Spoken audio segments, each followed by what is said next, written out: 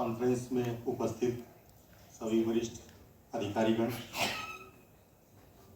दूर से आए हुए डेलीगेट्स और मेरे जिंदल पावर के मित्रों, मैं प्रेम शर्मा श्री भूमि पावर प्लांट अंगुल से इस नेशनल कॉन्फ्रेंस पावर जेनेक्स 2025 में आपका हार्दिक अभिनंदन करता हूं।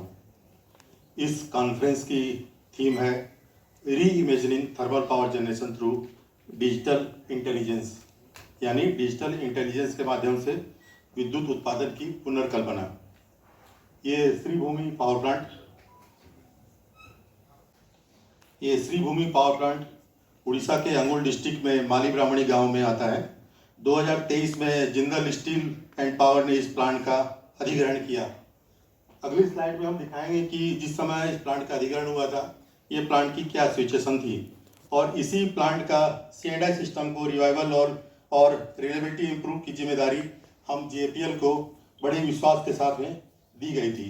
हमारे प्रोजेक्ट का शीर्षक भी यही है, revival and reliability improvement of C&I system.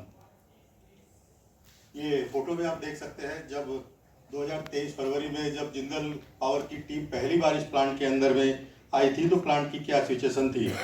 इस प्लांट को 2012 में ही चल जाना था, लेकिन किसी वजह से ये प्रोजेक्ट बंद हो गया था और जिंदल पावर ने इसकी रिवाइवल और रिलायबिलिटी इंप्रूवमेंट की जिम्मेदारी ली थी। और इसका जो भी C&I सिस्टम था, पैनल्स वगैरह जो सप्लाई हुए थे उस समय, वो घास में दबे हुए थे। हम लोग को एक एक चप्पा छान करके ढूंढ करके निकाला था। आज के समय में ये प्लांट बाहर से और अंदर से एकदम से जगमगा रहा है।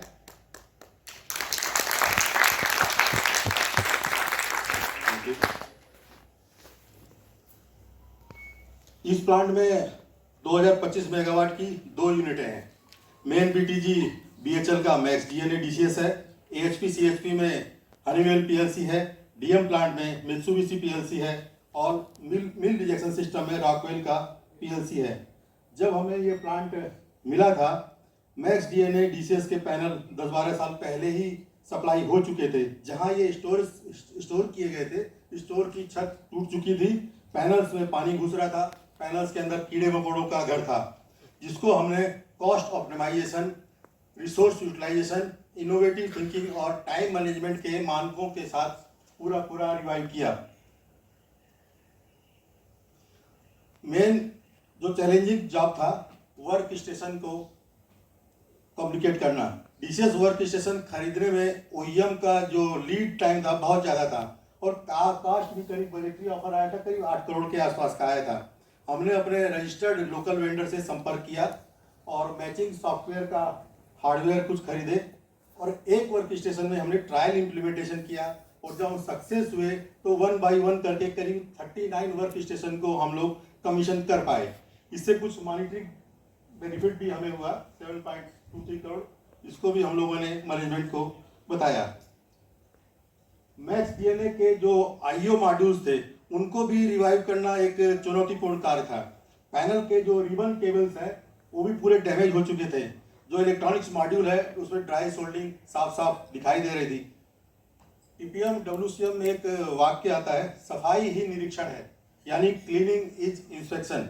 हमने करीब 105 पैनल्स को अच्छे तरीके से साफ किया। एक एक कार्ड को हम लोगों ने साफ करके पावर ऑन करके चेक किया। उसमें करीब 85% मॉड्यूल को हम लोग माइनर इन हाउस रिपेयर करके रिवाइव कर पाए।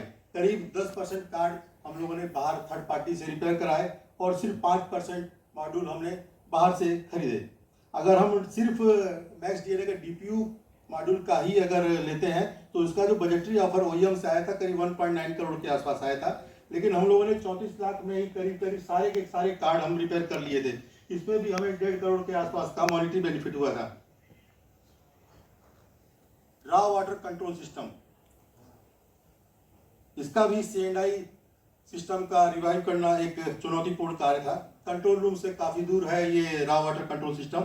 एज पर डिजाइन इसके लिए अलग से एक नया PLC आना था, एक नया UPS आना था, लेकिन हम लोग बोलते हैं ना, पहले एक बार जुगाड़ लगा के देखते हैं। हम लोगों ने सबसे नियरेस्ट IO पैनल्स को आइडेंटिफाई किया, उसमें कुछ नए मॉड्यूल्स हम लोगों ने जोड़े, कुछ स्पेयर चैनल्स आइडेंटिफाई किए और उसे मेन प्लांट के डीसीएस के साथ ही हम कम्युनिकेट कराने में सफल हुए।